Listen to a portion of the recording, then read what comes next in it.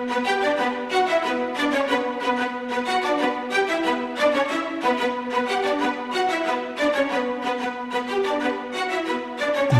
Network presents Football Time. And welcome to the Football Time Show. We're here for college football week 10. Week 9 was uneventfully unexciting, really. Not too much went down. Ohio State win, I guess, was in there.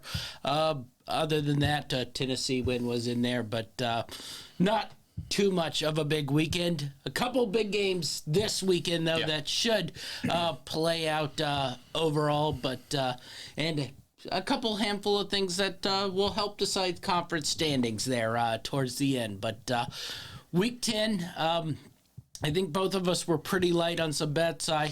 I went the other way after not having much. I just started to throw a bunch of things together. So we're loaded with parlays, and probably I'll end up losing a bunch of money this week. But really light on the straight bets. But I'm back this week with a bunch of parlays. What'd you make of week 10 here? Yeah, I was looking at it. Good matchups, like you said. Really big, some games for conference second place and first place up for grabs, but just not a lot of action I really liked. There was stuff that I was like, oh, maybe, but it was just in that sweet spot. Vegas got it just right where I was like, I don't really want to play. There was a couple that enticed me. One I really like that I may even start upping my play on a little bit. I think you and I are on the same page on that one. But should be some good football this weekend for sure. Yeah, definitely so. All right, let's get back to week 9. Losers for both of us in week 9, but it's quite funny. We sort of had the same type week. Had some good picks, but one team ended up screwing both of us and really sort of costing us money. So you ended up with a net negative in the 15 to 38 range. And that pulled you down to $12,169. I ended up losing $877, even with a couple nice money line wins in there. But we mentioned it. I'll go with our worst bets. Yours was clearly Wake. Mine was clearly A&M because both of our totals really flipped here. Yeah. If Wake had ended up winning that game, go from a negative 1538 to a positive 1640 there. So well, I think I had Wake in a parlay or two. You that did. Was like Wake the last leg as in well. A parlay cost you, and Wake straight up as your biggest bet of the day cost you. I, on the other hand, had A&M. Mine was at least a little closer than yours. That pesky half point sitting in there. But A&M went from its loss cost me $1,157. I would have been in the profit. It also cost me a parlay, and it cost me straight up on a win. But overall, your probably best pick of the week was Arkansas. Yeah. You had a nice little wager on them. I already mentioned it. UConn, North Texas. 2 combo packages where I had the money line and the spread on that one. Didn't quite get the Arizona one. That would have been the big one. They did end up covering the spread, but just not quite enough. USC continues its ways of managing to win, but not look all that impressive. It would be fun to have them in Carolina. I was thinking in a bowl game this year. 2 teams who will probably be 10-2, 11-1, and no one trusts to be all that good. But all right, let's get into week 10 here. Let's start out in the ACC. Pretty big game here. Notre Dame back at home after a win versus Syracuse. Plays Clemson. Clemson will have to sort of discuss the, rankings by the playoff committee, though they basically mean nothing, especially since 4 of those teams, and technically 5, are probably assured of playing each other. Yep. If you look at Alabama probably going to win out, or at least even if they don't win out, will certainly probably end up in the SEC West as the playoff for the SEC championship game. We'll probably play Tennessee or Georgia unless a lot of things go extremely wrong here. But Clemson comes in 4th in those rankings, so I think you can all but guarantee, as long as they win out and win their conference, they will probably be hard to move off the 4 there if they stay undefeated and win their conference. This is probably the toughest game they have left. They have a Miami-Florida game. They have a South Carolina game. All fancy names, including this Notre Dame game. None of them all that good, but Notre Dame has occasionally looked like a qualified team, but also has lost at home to Stanford and the aforementioned Marshall. So I don't know quite where to go here. Clemson at Notre Dame. I thought this line was sort of just dead perfect for Clemson. Yeah. It doesn't really make you want to go out and grab Clemson, but we've all watched Notre Dame play this year. You aren't exactly going to jump on 4 as I was Notre hoping Dame, for over a touchdown on that one. as plays Clemson. So what do you make of this game? Well, first off, I want to make a point on the Alabama. They lose this one. LSU's in the driver's seat this week, and then next, I think they still have Ole Miss on the schedule as well. So not quite perfect and clear and smooth for Alabama, who struggled with some games this year. Because any one of those would give them 2 losses in the SEC. But anyway, I digress. Moving on to Clemson, Notre Dame. I think this is probably, for those rooting for Clemson to drop a game, this is probably the best hope outside of the conference championship game, I think, just because the challenge of going to South Bend and that defense is pretty good. Yes. They can't score very much, but they can play solid defense, and it really just depends. We've seen Notre Dame step up and play, some pretty solid games this year. We've also seen them lay some stinkers. Clemson, they've been kind of wishy-washy, picking a quarterback, trying to get some consistency on offense, but I think overall their talent should prevail here. I really wanted to go Notre Dame. I think if that had gone 7.5, probably, maybe even looked at it 6.5. But it's just getting too close there, and I would like a little bit more points to take Notre Dame. Yeah, it's not quite low enough to where I want to take Clemson. I was talking to you earlier in the week. I just think the Clemson defense probably shuts down that Notre Dame's offense. The 2 biggest wins, I'd say Notre Dame has, Syracuse, North Carolina. They were able to get to 40 points. I can't imagine they are going to be capable of getting to 40 points. And we just watched, Notre Dame 2, maybe 3 weeks ago, lose to Stanford in Notre Dame. So I don't even think you can factor too much the home field, because we've seen Notre Dame already this year lose to Marshall and Stanford at their home place. So I'm just... the only thing is if DJ comes in and has another stinker, but that's where you factor in the defense keeps them in the game, and they can always bench DJ and go with the guy who's looked just fine in every moment he's come in the game. So I think it just sort of ended up as a stay away for me overall, and I think that's sort of where it sits. Perfect sort of spread, I thought, on that one. It just sort of, they probably will get a balance of bets where someone will talk themselves into either side and get a nice little round number of bets on each one. Wake NC State, the aforementioned Wake, to cost you money very much last week. I'd watched Louisville the last couple weeks. We didn't quite know how real it was. I had just seen a little bit of spark in their defense, and it made me a little nervous going in there.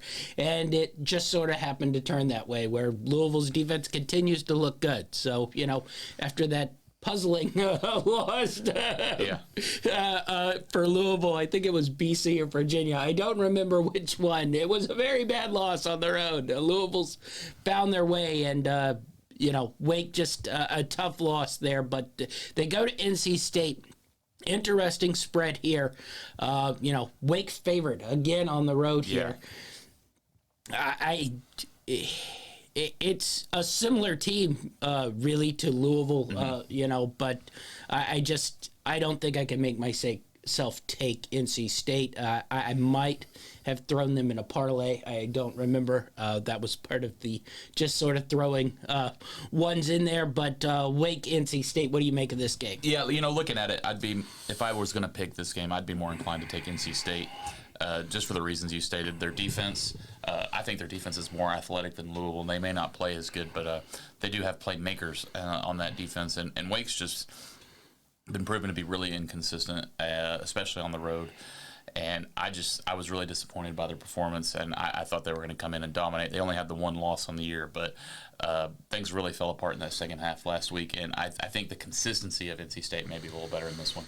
Yeah, I think the only thing is, per everything, trusting NC State in a sort of big game. It's honestly hard to trust either of these teams. That's why I'm just like, no, not taking anything here. The only thing you could sort of trust is Wake does have a good offense, and if they get rolling, they probably run away with it, because I don't think NC State, if Wake finds its offense, is capable of scoring the kind of points that Wake would put up. So that would be my not take NC State, is all of a sudden Wake puts a 40 spot on you. I don't think NC State can get there, even versus poor Wake Forest defense. All right, let's go back to 1989 and pretend this game is something great once again. But Florida State, Miami, I threw it in here because it still is a game that is fun rivalry-wise to watch. And honestly, I thought it was the first time Miami's probably gotten an official line, I think, the whole season long. You took them last week. I will say you did push 2 games, so congratulations on that. Both on Did you watch that game last week? Yes, I did. Both on weird numbers. 1 being on 2 exactly, and Miami pushed 2 versus Virginia in overtime. Miami managed to score 14 points with no touchdown. Yes. So, and Virginia scored 12 with no touchdown. So it was a very exciting game, and that was in double or triple overtime. Yeah, it was whenever they started having to go for 2 to decide the game. But you got to push. Florida State Miami rivalry game. Florida State 7.5 point favorites here at on the road, which is why I thought that was a little high. Yeah. Florida State's come back to earth since their, powerful start. But how are you sort of handicapping this one? Like I said, I think this is the first time all season long Miami seems to have gotten a beneficial spread. Even last week, they were 2-point favorites on the road. Yeah, I find it odd that, getting 7.5, but, I don't know about, you said this about Notre Dame. Miami's been beaten by some pretty bad teams at home as well this year. I think they get all of about 50 people to show up to their home games. And it's not like it's that far of a trip for Florida State either.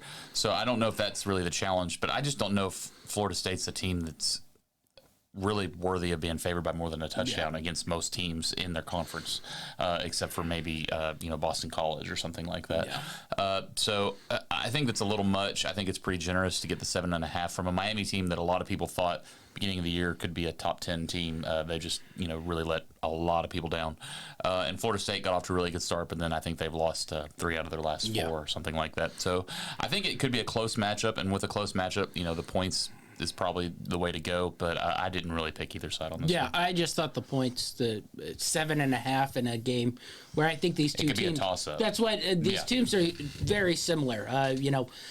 Basically saying conference record, Florida State is 5-3, Miami's 4-4. You flip around that weird, MTSU game, and Miami's 5-3, and Florida State's 5-3. Yeah, so. I think that's why you get that heavy spread is, Miami had the uglier losses. Yeah. Maybe that's hurting them a little bit here, but matchup wise, I think it should be a lot closer. Yeah, that would be the thing. But 7.5 in a rivalry game that usually is always close, other than basically a couple in that early 89, 90, and neither of these teams quite have the talent of any of those teams from the late 80s to early 90s, when basically both were trotting out NFL teams on that side. So let's move to the other one that's, I'd say, a fringe big game, but I thought it was important to put in here just because, Syracuse, basically with 8 minutes to go in the fourth quarter in that Clemson game is sort of looking at a year of Cinderella. They end up melting down, lose that game, and then they have that tough game right back home versus Notre Dame. Yeah. They seem to be a little thrown off, got off to a bad start, lost that game. And that was one I missed. Yes. And now they go at Pittsburgh. Pittsburgh's been pretty poor this year. Is it sort of, all right, Syracuse, now can regroup, pressure's off totally, it's all gravy now in this season because if you look at the preseason, Syracuse was predicted to win 4 games. Yeah. And then you get into it and you're winning, 21-6 at Clemson in the fourth quarter, and you're like, oh man, we're 4 games away from going undefeated and probably being in the playoffs here. And then it's we lose at Notre Dame comes into town, beats them up.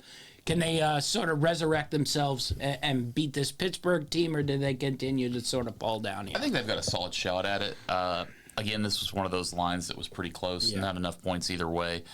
But Pittsburgh's been proven to be not that great. Yes. I think people are already talking about getting their coach fired after their great, championship win or game last year.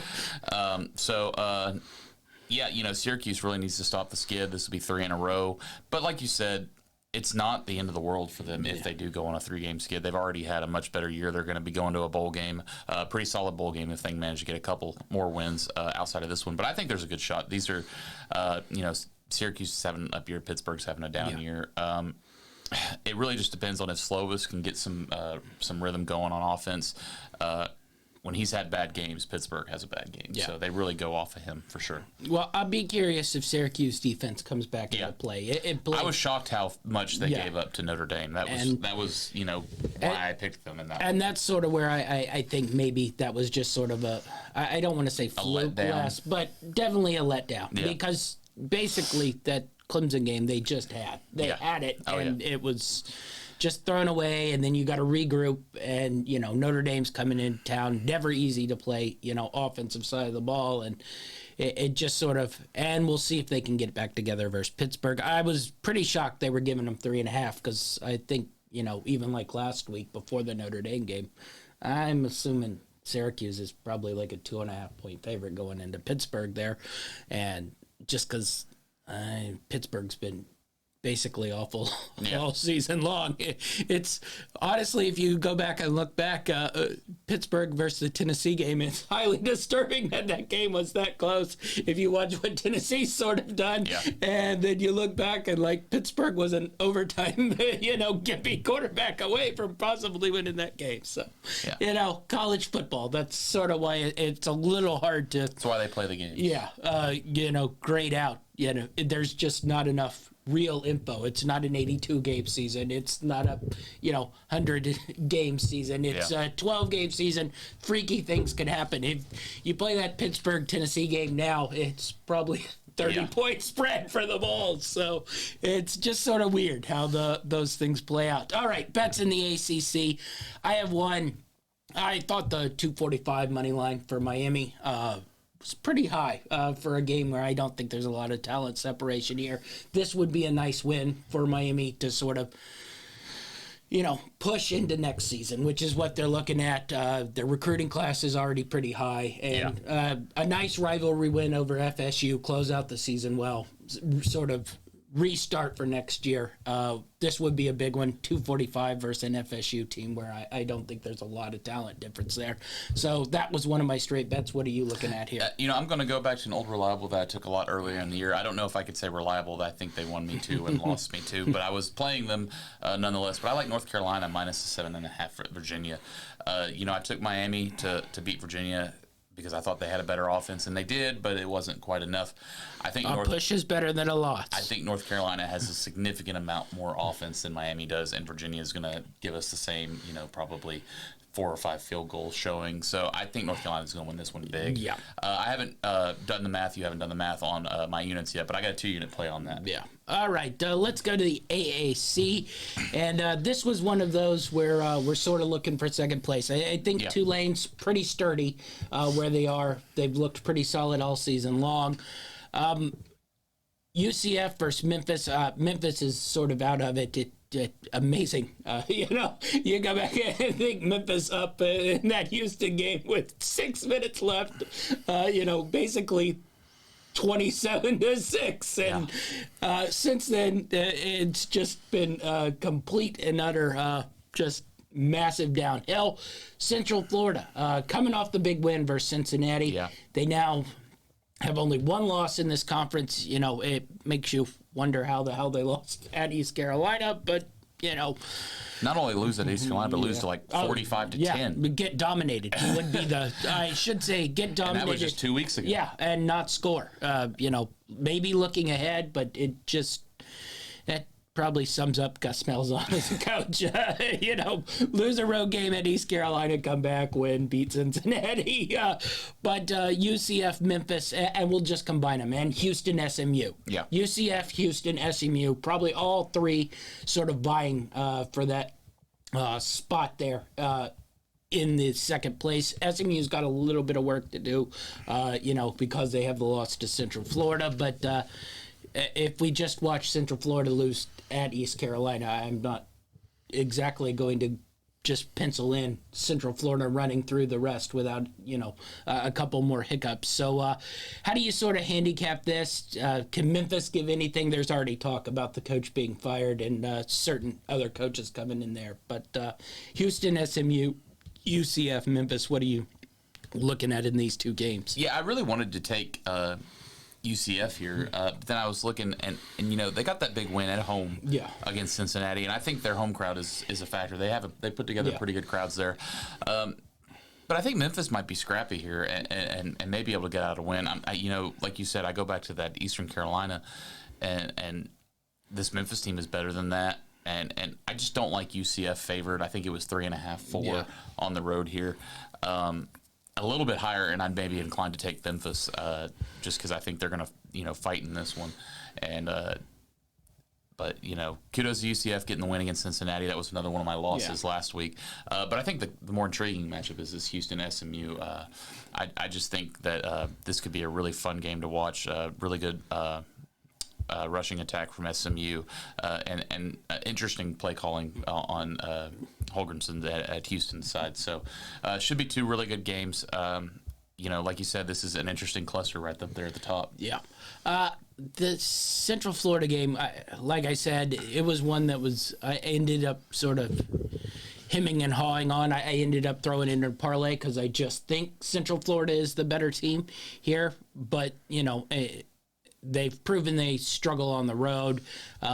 There is a good team there in Memphis. They've shown it. They just sort of, whatever happened since that fourth quarter has taken them to the depths of I don't know where, and they haven't been able to pull themselves back. But that doesn't mean they can't and they won't. So, all of a sudden you get all happy about taking Central Florida, and then the real Memphis team shows up at home, which is always a tough place to go to as well. The Houston SMU game I'm really, really interested in because I think this SMU team is a little bit better than people think. Yeah. They had a really, really tough schedule at the start where they went on the road and played some pretty solid teams, and they played them tight. They just never could get the win, and Lord knows what you're getting with Houston. It's good for a quarter, and it's awful for a quarter, and you just have no idea. I'm curious if SMU can win this and sort of give themselves a puncher's chance in sort of AAC here. Cincinnati would be the other one that's hovering in there, but little disappointing from what they went. But they got an easy game this week versus, I think it was Navy, so we didn't put that one in there. But no bets for me in the ACC, none for you. We'll move on to the Big 12, where there are a handful of really, really good matchups here in the Big 12 this week. Second place is really up for grabs in this one for sure. Really, maybe first place, but I think TCU has enough of a lead. But all of them are about to really play. Baylor, TCU, Texas, all sort of about to have a little mini tournament here where they all play each other and sort of sort this thing out. Now, I think TCU with the tiebreaker over a couple of these teams already, probably pretty solid lock unless a complete meltdown happens. But, we'll start out with Baylor, Oklahoma. Oklahoma's probably out of it. A couple of things would go wrong. But since all these teams play each other, they could work their way back in there, especially what we saw from them last week. I thought they really played well in Iowa State. But Baylor comes into town. I was really curious to hear how you sort of handicap this because,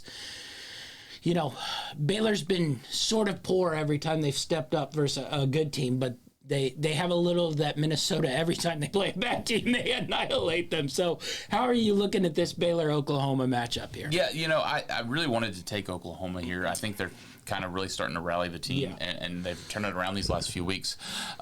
If you take out basically the, last part of the game versus TCU where Gabriel was out, and then the next preceding week, where Gabriel's out the whole game versus Texas, and Kansas, it's just with Gabriel, this is a different team than the games that he hasn't been able to play. Even in that TCU game, they were losing, but they were also scoring points before he got drilled and out. So. Yeah, I think this could be quite an offensive show in this game. Baylor just really gave it to Kansas last week, and got some points on the board.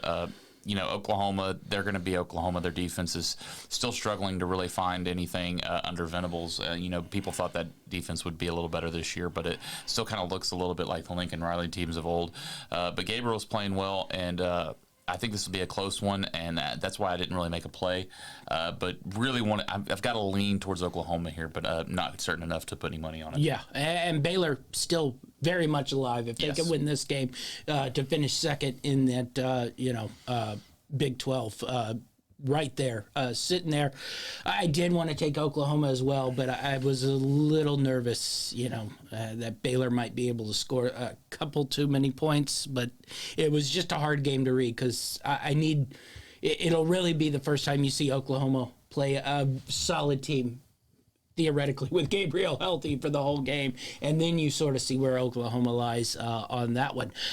Next up is I don't know what Oklahoma State did last week, but whatever it was, it was bad. And I haven't had a chance to rewatch the game. I was at the Tennessee game, so all I did was see a score of somehow they got shut out by Kansas State, which I find very, very difficult to believe that this Oklahoma State, which runs about 400 plays a game, gets shut out. But they did absolutely nothing. They go to Kansas here. This is interesting because Kansas is coming off a bye. There have been rumors that Daniels has been warming up and practicing for Kansas, so they might get their quarterback back here, which, judging by this line, I think probably is a yes, he will be playing. So what do you make of this? Was it just one of those games where you go, wow, what the hell happened there? And then they recover? Or is this the sort of start for the downfall here of this Oklahoma State team? I think Oklahoma State's going to recover, and I think this is a good team to do it against Kansas, who doesn't play much of any defense. I talked about Oklahoma's defense. Kansas is about just as bad. Give up lots of big plays, and Oklahoma State, I just, for whatever reason, couldn't get anything going against Kansas State last week. And it was just one of those things. Once they were out, down by 3, they just quit, and then Kansas State was able to pile on. So I look for Oklahoma State to rebound and play well in this game and get a big win against Kansas. Yeah, I'm leaning a little bit the other way, but like you said, I just don't know where Oklahoma State is at. I didn't think that I was a little less aggressive on Oklahoma State, thinking they were going to go into Kansas State and win. But I certainly didn't think it was going to be a 48-0 shutout. And, so I just don't know what went wrong in that game, and I'm a little concerned that might snowball. You said they started rotating like 15 different quarterbacks. They went all the way to the true freshman quarterback, and you could literally see his hand shaking before taking a snap. I don't know what that does, going into the game. I am assuming Spencer's back starting for the game, but how quick is that trigger if, a couple series go bad? And off that bye, I think Kansas might be able to spring another one here. We certainly aren't getting the nice Kansas odds that we got at the beginning of the year when we were making some money. But nonetheless, I'm a little bit more leaning on Kansas here. But, I certainly wouldn't be stunned if Oklahoma State, it was just a blip on the screen in one of those fluky games where you go, wow, how the hell did that happen? Yeah. Next up is the other big one we were talking about, really the race for second place here in the Big 12 basically goes through Baylor, Texas, Kansas State here. TCU in there because all four of them. It's basically a tournament. They're all about to play each other. TCU's got games at Baylor, at Texas, close out the year. Kansas State still has Baylor. They play Texas this week, and Texas still has sort of the meat of their schedule left as well, with Texas playing Kansas State, Baylor, and TCU to close out the year. So Texas might, all that great energy from the start of the year, it wouldn't be stunning if they, finished. They also have Kansas in there, too. I'm not writing that one off as well, especially after last year where they struggled with them, and Kansas is a much better team this year. So it could be any way, but it really sort of kicks off here. Texas goes to Kansas State. So was the Kansas State game last week a little bit of a fluke? Because if that Kansas State team shows up, why the hell they're getting 2.5 at home versus Texas, who just lost going to Oklahoma State? I'm a little confused by this line. I get it. Kansas State is not exactly, main event television to watch, but they win football games and they have a style. And if they get up on you, it's really sort of difficult to come back, other than that TCU game, which, TCU has just been in that sort of weird mode lately. But what do you make of Texas, Kansas State? Yeah, like you said, you look at the previous week's matchups and, Oklahoma State beat Texas and then went in and got just destroyed by Kansas State. So in that theory, you'd think Kansas State should be able to win this game. But I think it's going to be a little closer than that. But I do like Kansas State getting points here. I think the way they play, they're very explosive. Everyone knows that they run the ball a lot, but they actually make a lot of really big plus yardage plays. They control the ball, but they don't really, hoard the ball like other. It's one of those sort of misnomers with like other option teams where they don't think they hit explosive plays, but really those teams hit just as, if not more, explosive plays than a lot of these teams, because they can drill you on a play action pass deep, or they can gash you up front, create a huge hole, and get a mismatch and the running back can go. So it's a misnomer that it's like 3 yards and dust. It's more like 3 yards, and then 20, 25, 30-yard play in there. But, I'm interested to see if Kansas State can force Texas into some unforced errors. That's what's cost them in the past. And Texas, their defensive front's been pretty well, but I think Kansas's offense can work around that a little bit. So I think they have a favorable matchup in this one, and I'm shocked to see Texas as a favorite going on the road here, especially. Yeah, you said it. I'm stunned at this number, and I'm really big on Kansas State. One, we've watched Texas this year. They haven't been good on the road, other than the quote-unquote neutral site game, versus Oklahoma and Alabama. But they went to Texas Tech. They didn't play well. Granted, that was without Ewers. They got Ewers back, went to Oklahoma State, and he probably had his worst game that he's had and looked terrible. And then, per Sarkisian style, continued to throw the ball the whole game, though, they were gashing, Oklahoma State for like 12 yards a carry, and decided to take probably one of the top 3 running backs in the country and sort of park him so Ewers could throw incomplete passes over there. So I just think coaching-wise, I give the advantage to Kansas State in this one, and honestly, I just think Kansas State's a better team here. You take Texas going on the road. I don't know what I'm missing on this. 2.5 just seems like a gift here for Kansas State, just because they aren't, cool and sexy and have a bright orange Longhorn as their mascot. But, Big 12 title-wise, I think if you go back and look at the history, Kansas State has been quite as dominant as Texas in this conference. So, I'm really, really confused by that one. But this really sort of kicks it off. Baylor, Oklahoma, Texas, Kansas State is who's going to sort of take that second place spot. Before we get into it, we don't have a bet on it, but on the game. But Texas Tech goes into TCU. TCU on the road, any chance they sort of spring an upset here, or is this just going to be TCU riding through here on I really don't Texas think Tech. so. I think TCU actually thrives against the more offensive power teams, and I think this could be a high-scoring affair, but TCU should be able to pull it out. I thought the 9.5 was a little too much for my taste. So. Yeah, I was very worried about backdoor coverage in that one, but I think TCU should. And if they do cruise. their stupid thing where they fall behind by 2 touchdowns and then I back and win. I think barely. last week was more the scary spot than this week back Yep. at home with Texas Tech, who's been awful on the road so far this year. So, Big 12 bets. What are you looking at for us? You know, I like Oklahoma State to rebound this week. I thought the -2 was pretty good against a really weak Kansas defense. I think Oklahoma State could win this one by a few touchdowns. So a couple of units on that. And then I'm with you. I like Kansas State plus the 2.5. A couple of units on that as well. Yeah, I'm going Kansas plus the 2, so we're going to go head-to-head and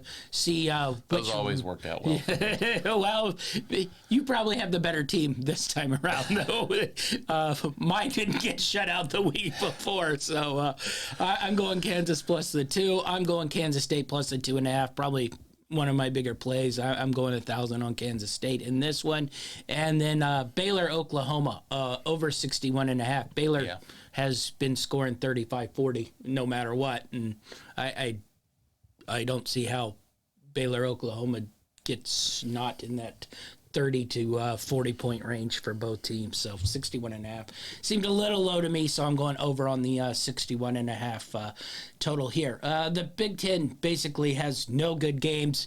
I put this one in here basically because Purdue controls its destiny right now, even though it is not played well. But Iowa comes here. If they can beat Iowa and then they play Illinois next week, they will have the tiebreaker over Illinois, and they will both have 2 losses. That's a big if. Yes, in the Big Ten.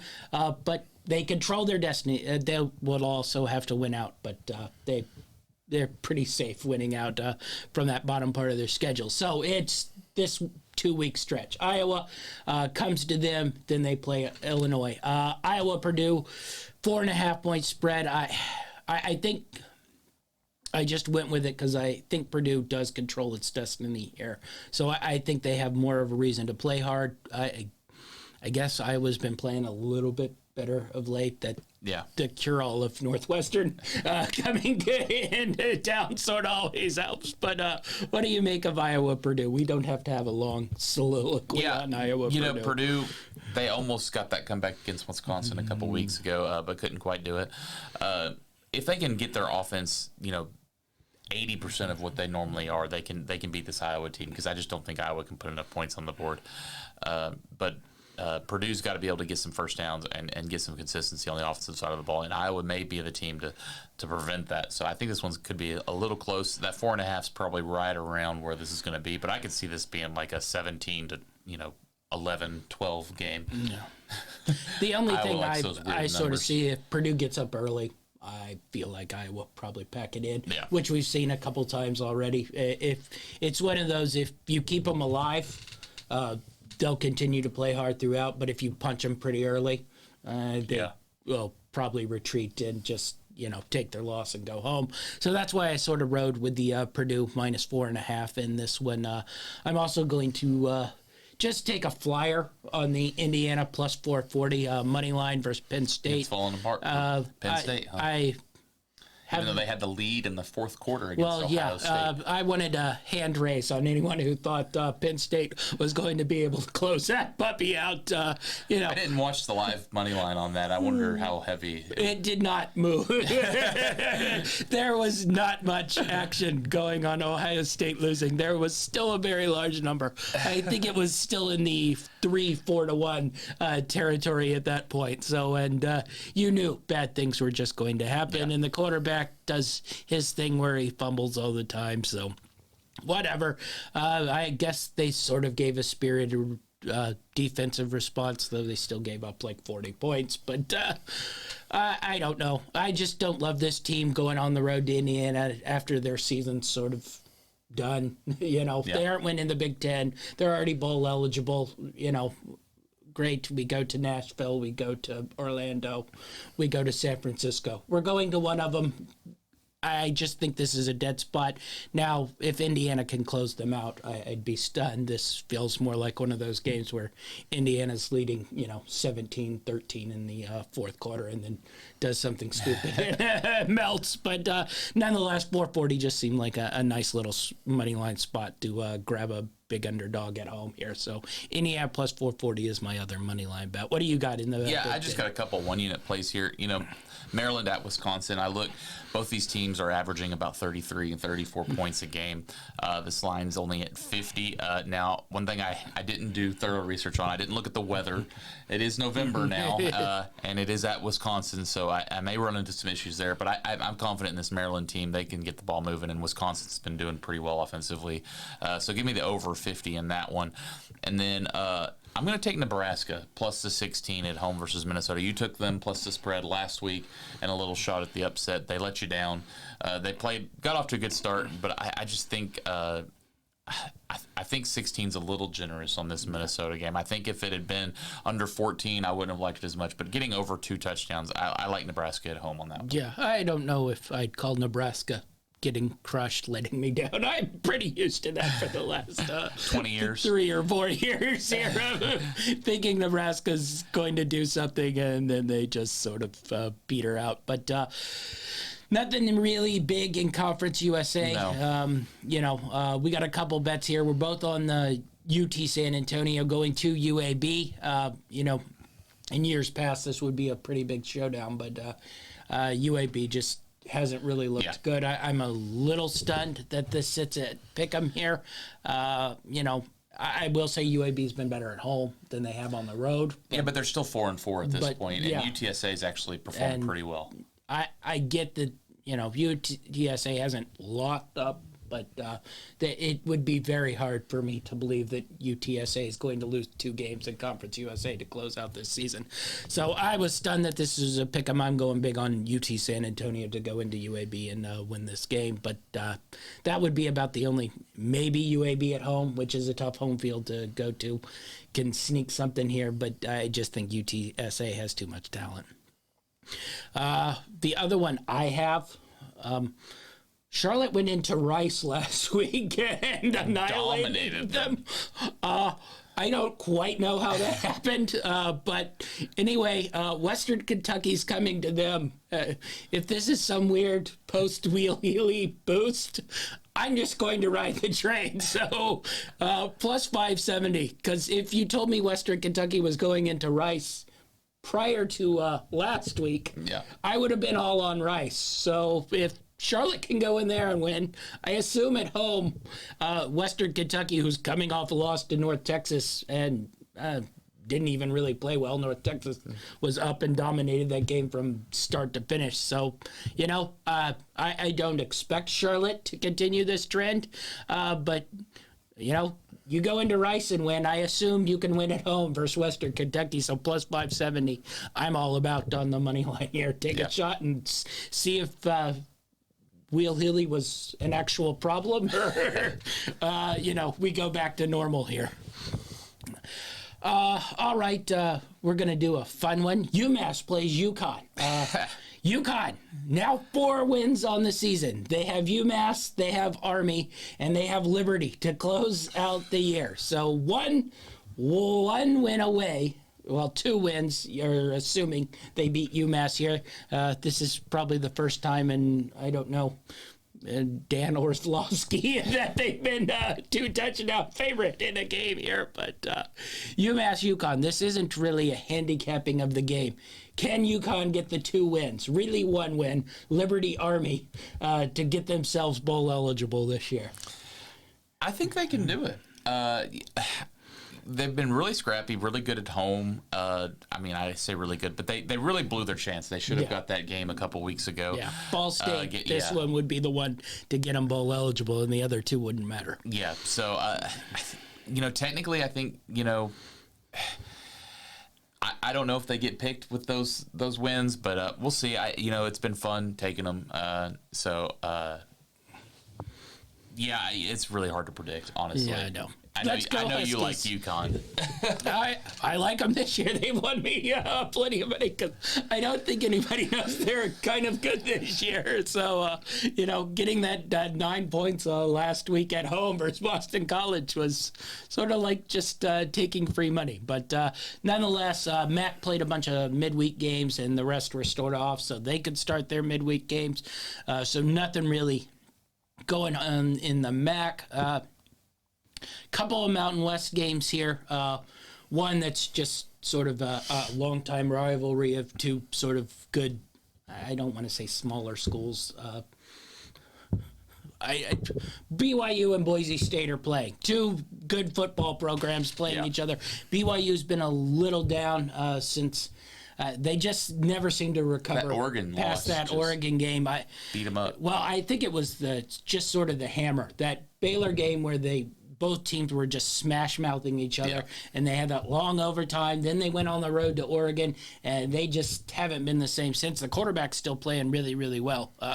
We aren't in our draft show, but of quarterbacks probably going to be available for the NFL draft, he looks the one most likely to be NFL sort of ready for me that I've seen so far.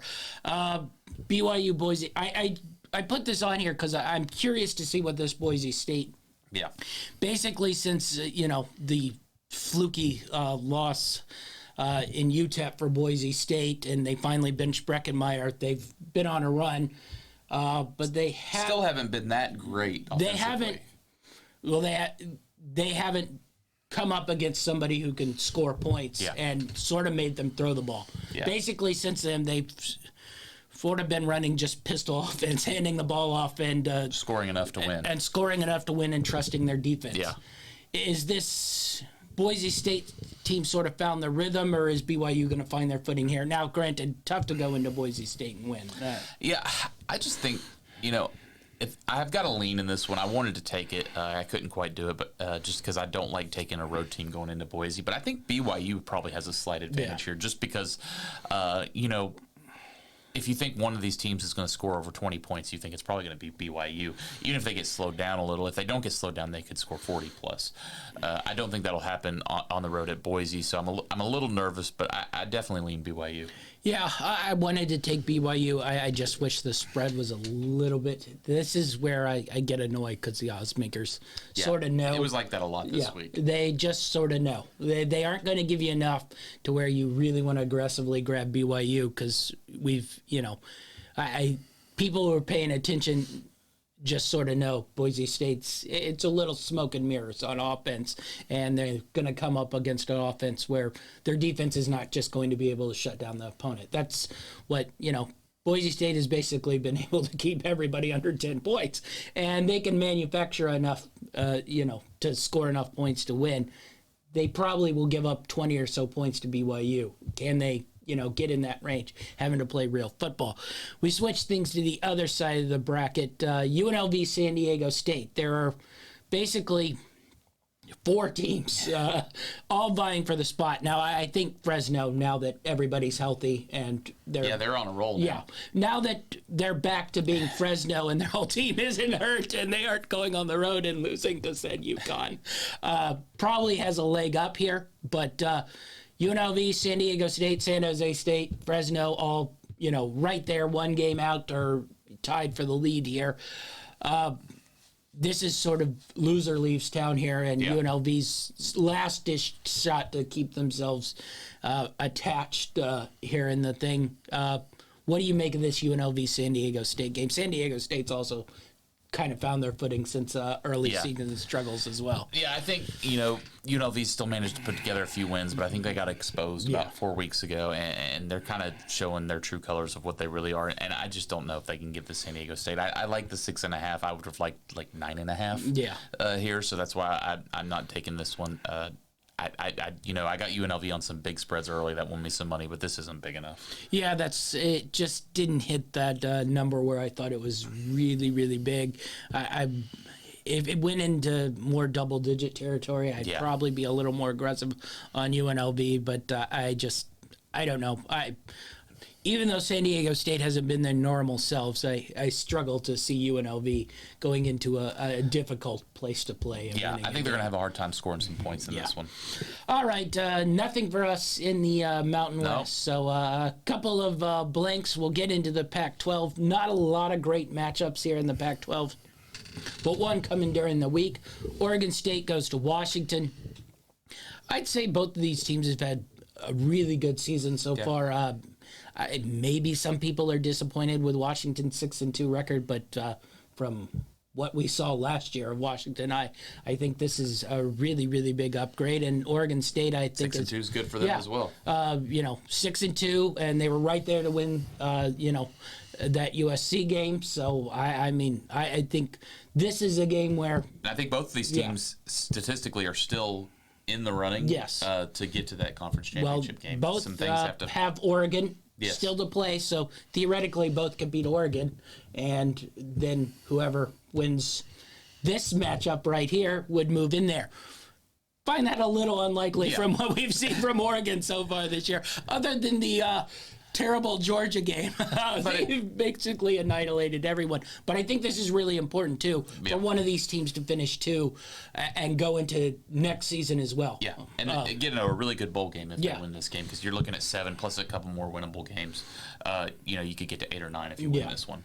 I think Oregon State, from looking at their schedule, might even, if they can win this one, could climb into that 10-win category and run the table. Which is a huge season for Oregon State. For Oregon State and where they were when Jonathan Smith took this program over would be a really, really big deal. And like I said, even with that, Washington, who, since Peterson left, has been just atrocious. To be 6-2, they made that little southern trip down in California, struggled, gotten a little bit back. How do you sort of see this one? I really like Oregon State here, getting 4.5 points, but I know Washington's been a different team at home. So I wanted to go with Oregon State here, but I couldn't do it, taking them on the road. I think that's the difference, honestly, between these two teams. These are two teams that are very good home teams.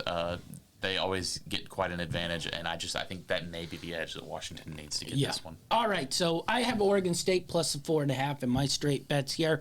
Let's go to the SEC. We got one really, really big one semi-big one, and one that everyone probably thought might have been big, but, but now it's to just stay possibly out of Vandy's way of being in last place for the SEC with the sort of resurgence of Missouri here. But let's start with the one that, in theory, was big when we looked in August and has turned into a dud. But Florida A&M.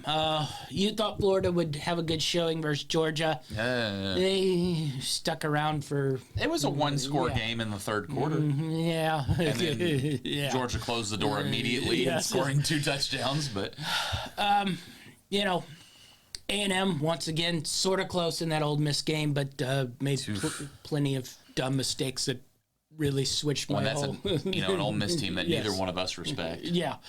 So Florida A&M, what do you have on this one? I honestly really wanted to take Florida here plus the 3.5, but defensively it's so many breakdowns that I can't handle.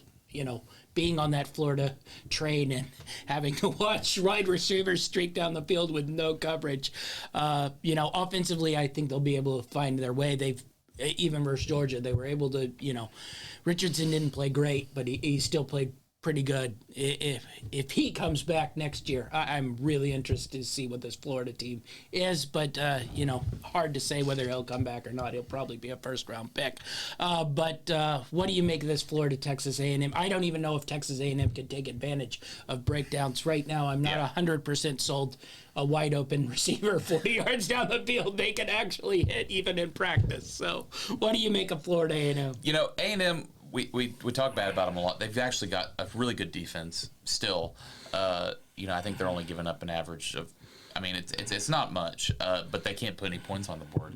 I wanted to go Florida here as well, but I found a better play. I think the under is going to be the play here. A&M, they're probably not going to get 20 against this Florida defense, and I'd be shocked to see Florida score more than that as well. I think this could be a game in the teens. Just really a lot of 3-and-outs here.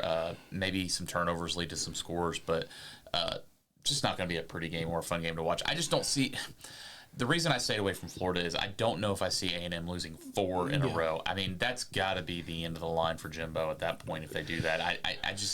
I think they're going to be able to come up with that money. I just don't think they can see him losing, 5-6 games this season and being able to keep his job. Well, the thing I looked at in this one is also a little bit like the Iowa. If Florida gets up on them, I feel like there's an A&M foldage going on here. You mentioned that'll be 4 in a row, and I don't know how much pride is sticking around left. I think if they could have grabbed that game last week, this would have been a little bit more towards A&M, but with that loss last week, I'd say A&M's favored if they win. Florida has not played. Well, they are favored by 3.5. But Florida has not played great this year, but I don't think at any point in time where I've watched them play where I say they've sort of quit. Even in that Georgia game, after they started getting rolled, they still were going after it.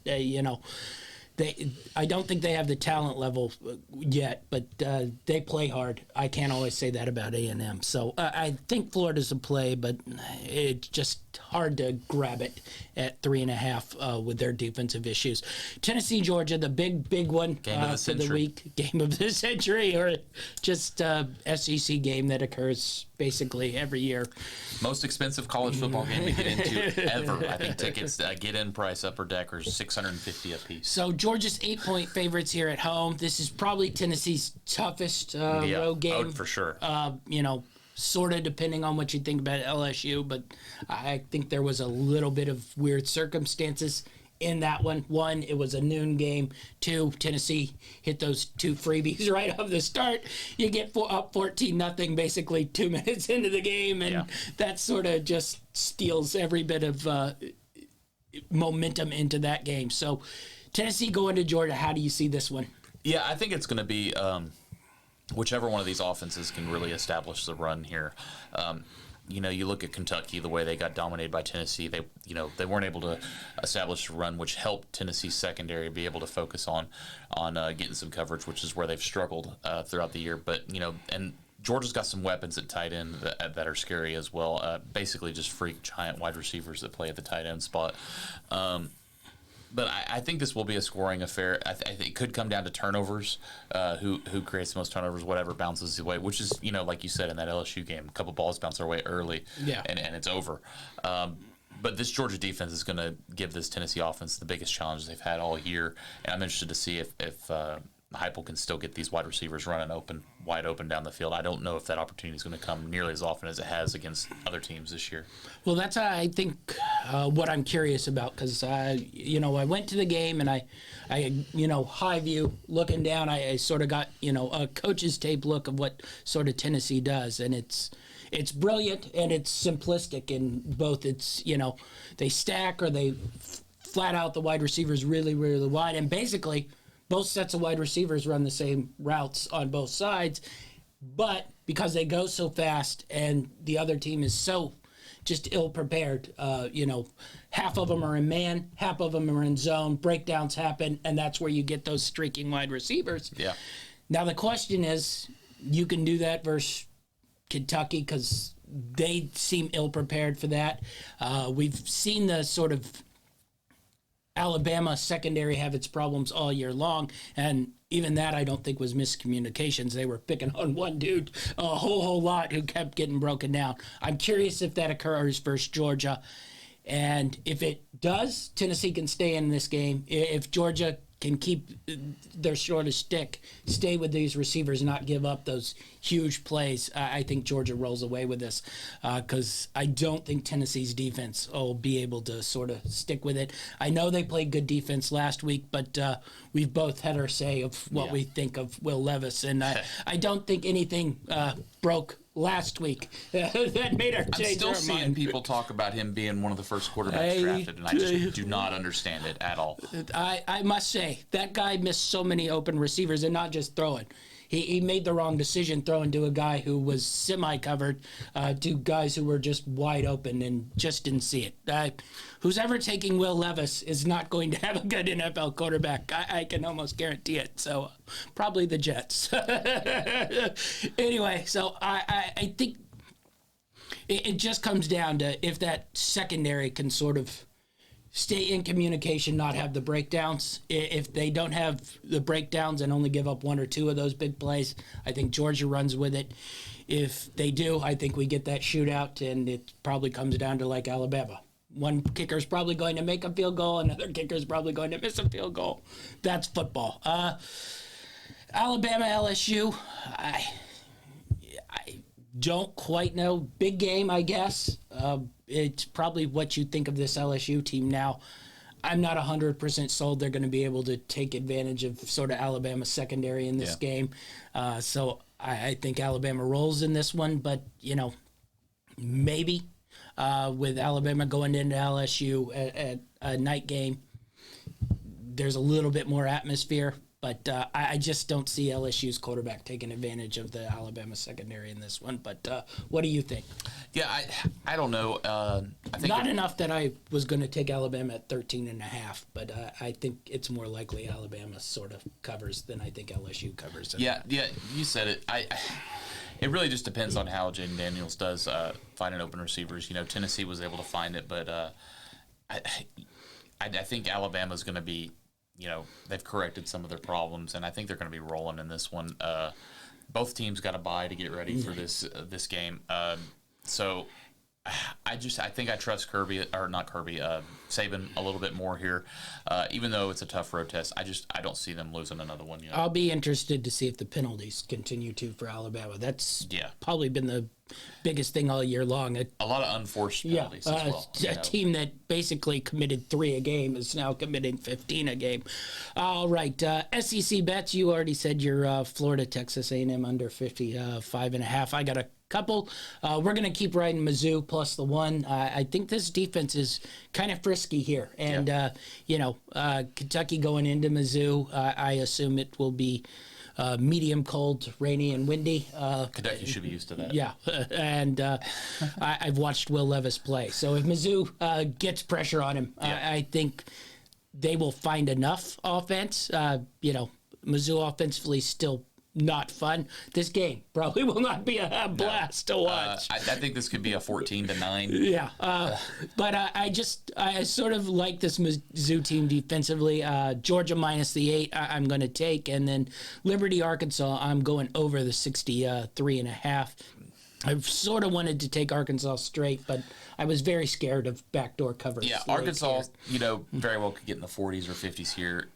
Good to get up big, and like you said, that backdoor. Liberty can score points, so they're the threat. I think it was right at 14, 15 point spread here. Yeah, 13.5, I think it was. Yeah, that's a little much. I will say, anything, if Liberty can upset this game and it causes Auburn to hire Hugh Freeze, I will give anything to continue that poor decision-making in Auburn into bringing terrible coaches in and having to fire them 2 years and they're going to have to pay a buyout because he just signed an extension with Liberty. Yes, I know. So. That's anything that continues Auburn poor decision-making, I'm all for.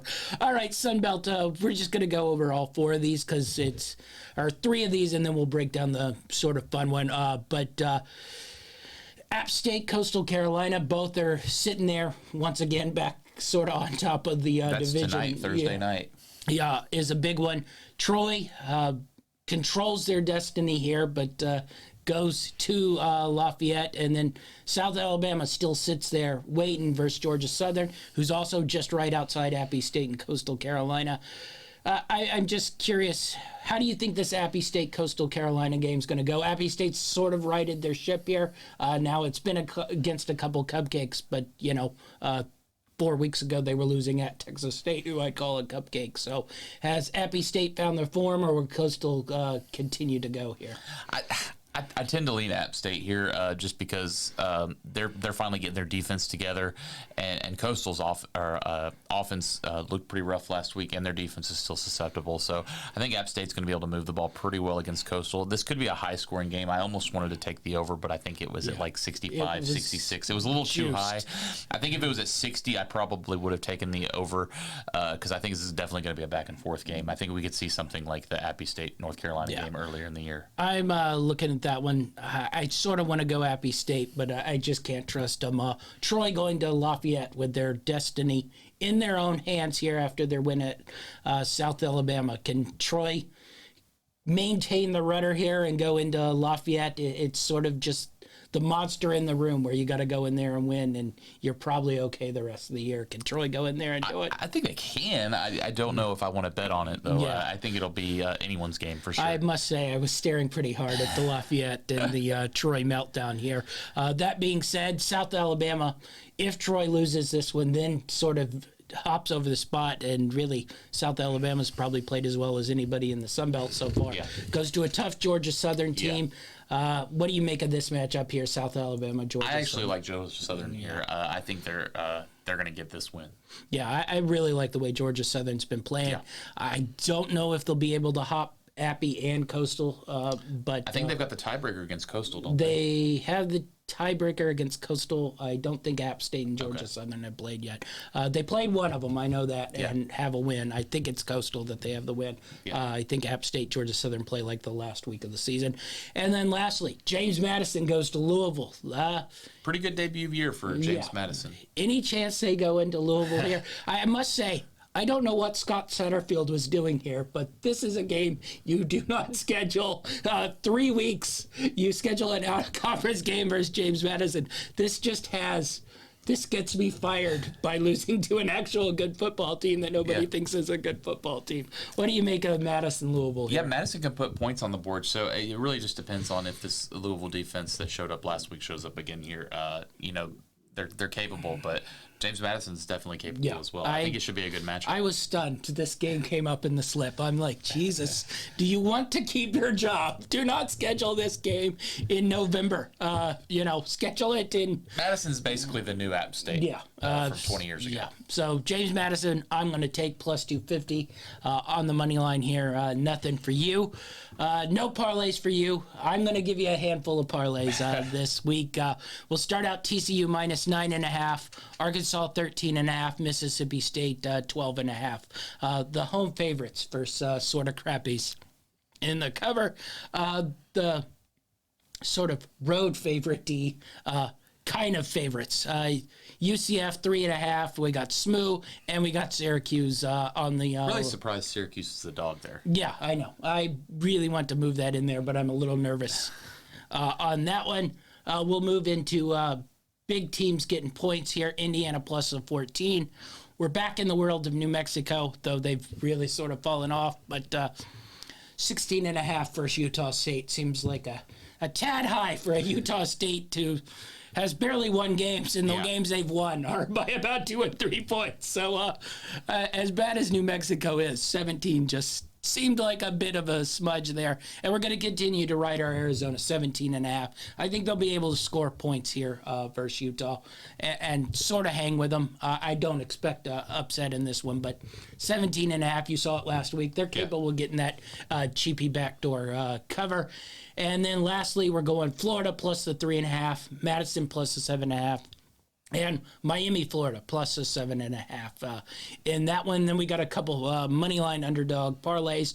We're going Maryland, Oregon State in a 2-team underdog parlay that pays 612. Florida Temple at a money line underdog parlay that pays. Like that Temple team. Yeah, I know. I wanted to put that one in the straight bets too, but I thought that would be insane.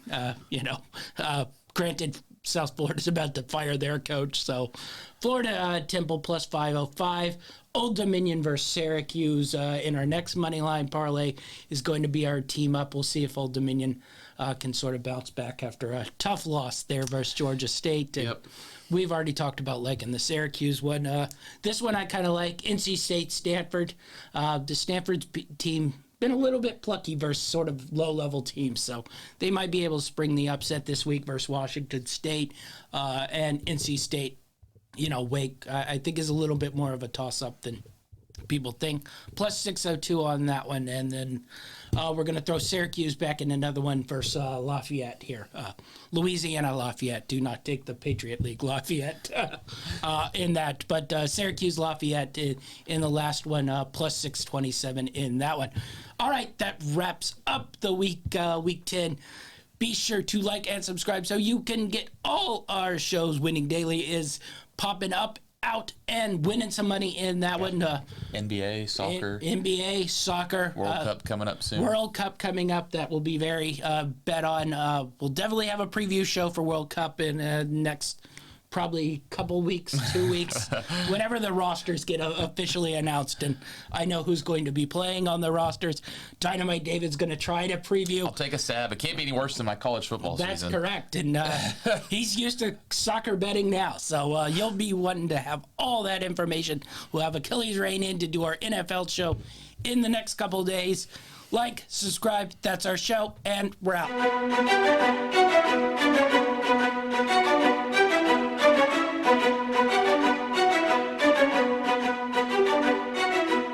Greenlight Network presents Football Time.